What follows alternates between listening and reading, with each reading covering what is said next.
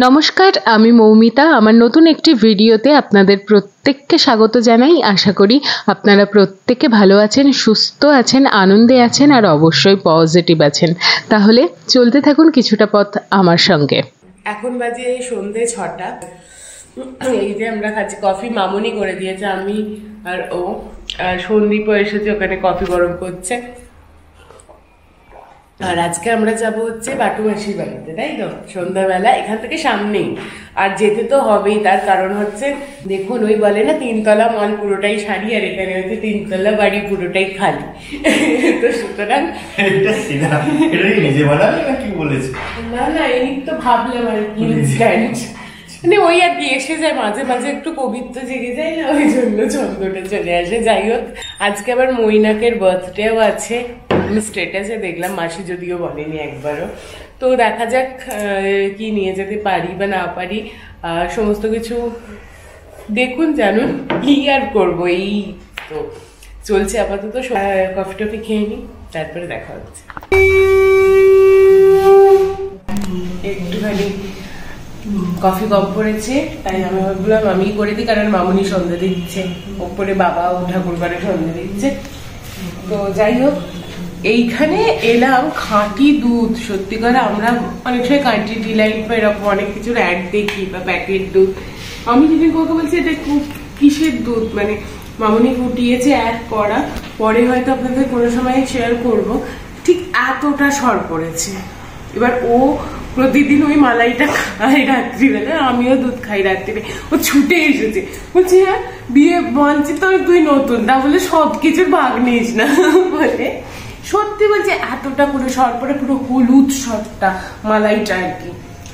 মানে এটা হচ্ছে প্রকৃত খাঁটি গরুর দুধ, সত্যি সত্যি। তাই তাতেই এখন আপাতত আমরা কফি করছি, একটু বেশিই নিয়েছি, আমিও একটু খাবো।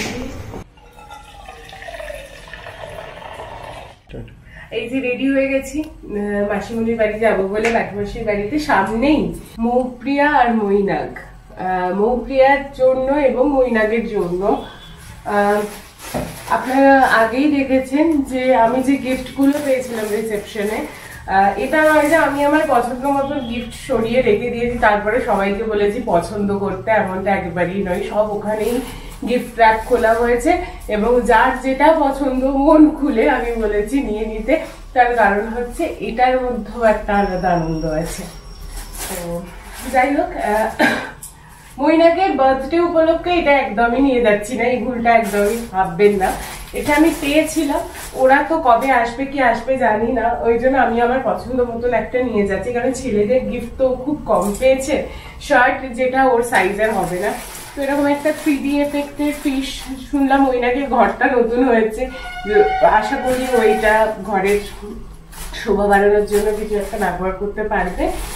আর শাড়ি তো আছেই, তার মধ্যে আমার মৌপ্রিয়ার জন্য মনে হয়েছে এই ব্যাগটা নিয়ে যাবো। আমার খুব পছন্দ হয়েছে এই ব্যাগটা, এবং আমার পছন্দ মতন গিফটই ওর জন্য নিয়ে যাচ্ছি।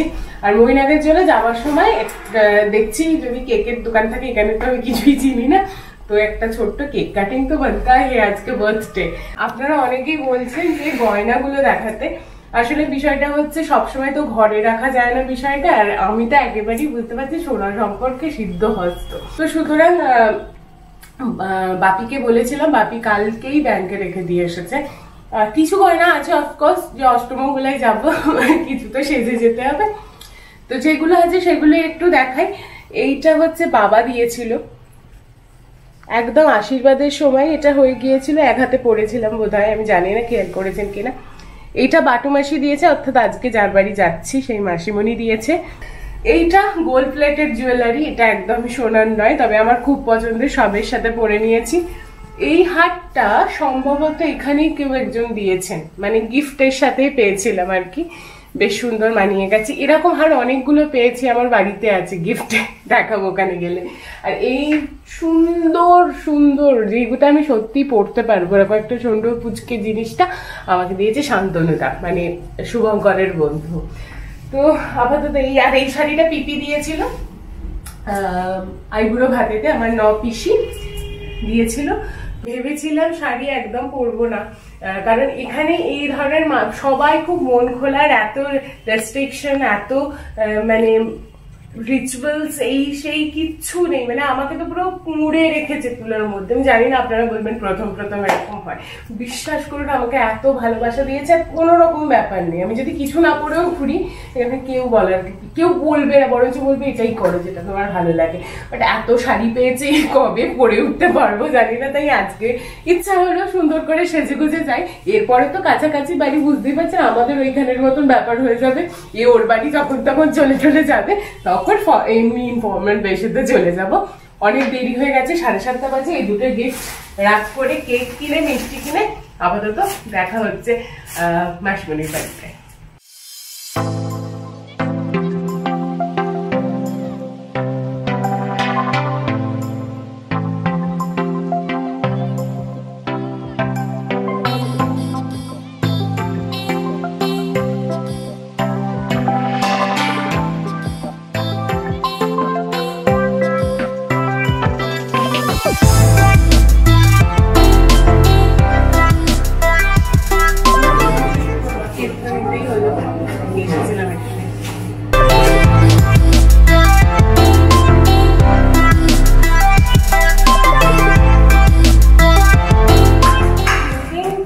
এসে গেছি।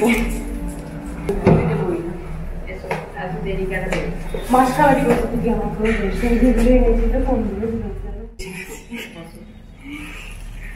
বার্থডে বয় কোথায় গেল?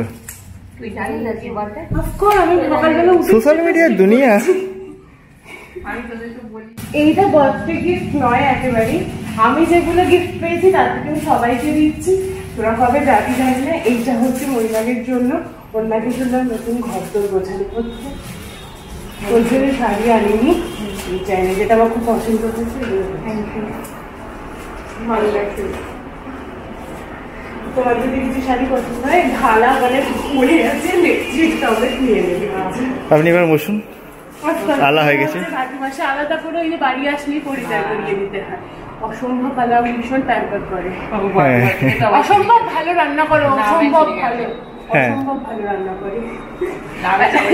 এটা তো হচ্ছে নামটা খালি রাই, তো মৌপ্রিয়া, রাই আর মৌপ্রিয়া দিয়ে দিচ্ছি। মৌপ্রিয়ার মহিলা, মৌপ্রিয়ার মহিলা খুব খুব ভীষণ গুণী মেয়ে, একবার খুব শান্ত, পুরো ওই অর্গ্যানিক হলুদ থেকে শুরু করে সব এদের মাঝে থেকে মিলিয়েছি। কিন্তু ওইটার জন্য আমি একবার খেলতে পেরেছি। চলো হলুদ, চলো বসি, আড্ডা দিয়ে অনেক দেরি হয়ে গেছে। এখানে আর একটা মাসিমণি, এই যে দুর্গাপুর থেকে আমাদের সাথে লাইভ হয়েছে, অসম্ভব, ইনিও অসম্ভব যত্নে রেখেছিলেন, পুরো নামতেই দেননি ওপর থেকে। এই তো আমি কদিন হলো নামছি। কি বলছো গো, এই চা এই সবটাই পারলে ওপরে নিয়ে চলে যাবে।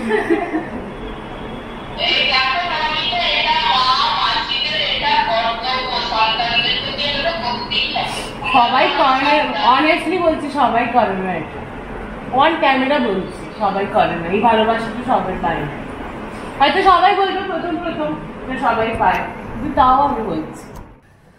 গল্প গুজব করতে করতে ঘড়ির কাঁটায় প্রায় 9:30 বাজে, আর মাসির বাড়িটা অসম্ভব সুন্দর। আর জেঠু এখানে এসেছিল নিমন্ত্রণ করতে, ওই কনে পক্ষ যখন বরপক্ষকে নিমন্ত্রণ করতে আসে, জেঠুর এত ভালো লেগেছে। ওর বাড়ি মানে ও বাড়িটার তো ভালো লেগেইছে, এ বাড়িতে এত ভালো লেগেছে, বলছে আমি কিন্তু একদিন এসে থাকবো। এটা সচরাচর জেঠু আজ পর্যন্ত কোথাও বলেনি যে আমি কিন্তু এসে এখানে একদিন থাকবো, এত ভালো লেগেছে। তো সবাই যখন এত ভালো লেগেছে একটু বাড়িটা একটু ঘুরে দেখাই। আর তারপর কেক কাটিং আছে, আমাদের বার্থডে বয় চলে এসেছে ওখানে।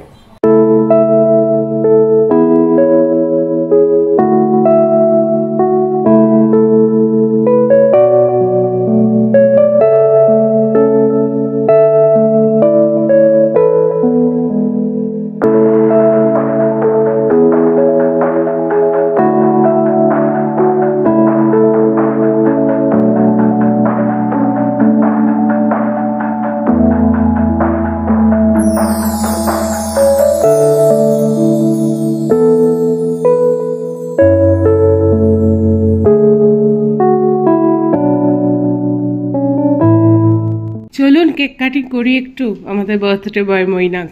চলো রেডি হই, সবাই তোমার বন্ধু বান্ধব আছে। আসল জায়গায় চলে এসেছি, যেখানে মূলত ফুলকো ফুলকো লুচি, কিন্তু আমি যে রুটি খাবো বলেছিলাম Yes, সব আছে। লুচি হচ্ছে, এখানে আছে বেগুন ভাজা। আর কি মেনু আজকে? চিকেন, ইলিশ মাছ, আলু ভাজা।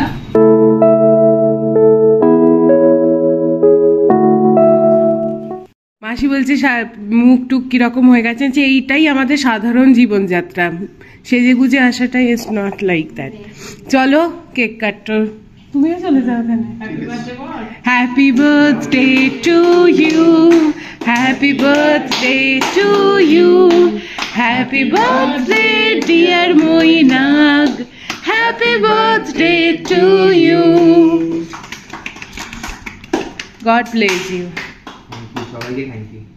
আমি কিন্তু বেডরুম পর্যন্ত নিয়ে গেলাম না, বেডরুমটা প্রত্যেকের অন্দরমহলের একটা খুব গুরুত্বপূর্ণ বিষয়। বেডরুমগুলো অসাধারণ, কিন্তু ওই যে একটা ছোট্ট ব্যবধান থাকা উচিত, ওটা ব্যক্তিগত স্পেস। ভালোবাসা তো আন্তরিক হয়, কিন্তু ওই জায়গাটা বোধহয় একটা থিন লাইন থাকা উচিত। যদিও ওনারা বলেছিলেন, ইনফ্যাক্ট মৌপ্রিয়া বললো তুলতে পারো, বাট আমার মনে হলো এই জায়গাটা একটা সূক্ষ্ম জায়গা রাখা উচিত, এটা ওনাদের রেসপেক্ট।